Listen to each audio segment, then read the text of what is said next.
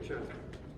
I now give the floor to Ms. Yuko Baba, Vice Governor of Nagasaki Prefecture. Chair, representatives of governments and members of civil society, I'm Yuko Baba, Vice Governor of Nagasaki Prefecture. I'd like to express my sincere respect to all those who organized this NPT-level conference. I'm deeply honored that Nagasaki Prefecture has the opportunity to address this session for the first time. 80 years after the atomic bombing, the people of Nagasaki have continued to call for a world without nuclear weapons. Harm from nuclear weapons does not end with the explosion. Radiation exposure continues over the long term, threatening human health and damaging both lives and societies. Recently, the UN established an independent scientific panel for assessing the effects of nuclear war, such as impacts on climate change and food insecurity. Dr. Masao Tomonaga from Nagasaki is also participating.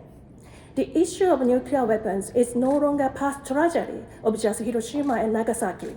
It is a shared challenge that all humanity must confront. However, we are seeing accelerating trends that undo nuclear disarmament progress and undermine the nuclear non-proliferation regime. International cooperation frameworks, including the NPT itself, are facing serious challenges. I stand before you with a strong sense of urgency, carrying Nagasaki's desire to be the last place to suffer an atomic bombing. Today, emerging technologies such as AI are increasingly incorporated into nuclear weapon systems and frameworks. Misinterpretation of information and accelerated decision-making may cause unintended escalation. What makes this moment especially urgent is that the divisions we face are not driven by AI, but by human beings. Without dialogues grounded in our shared fundamental human values, neither nuclear deterrence nor nuclear abolition can function.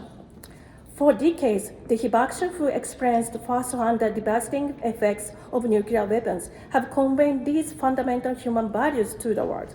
However, the time they have to share their testimonies is running out. For this reason, we must ensure that the realities of the atomic bombings are passed on, while also advancing dialogue across generations and different perspectives. For a nuclear weapon-free future, Nagasaki remains committed to broadening participation in peace efforts and fostering imaginative and empathetic people. I would like to pose a question to you all. Can humanity truly guarantee that Nagasaki will be the last place to suffer an atomic bombing?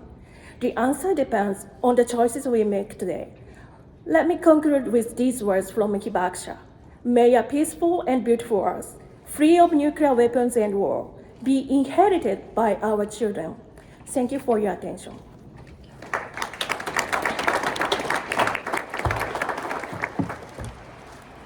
thank the distinguished Vice Governor of Nagasaki Prefecture. I now invite the distinguished representative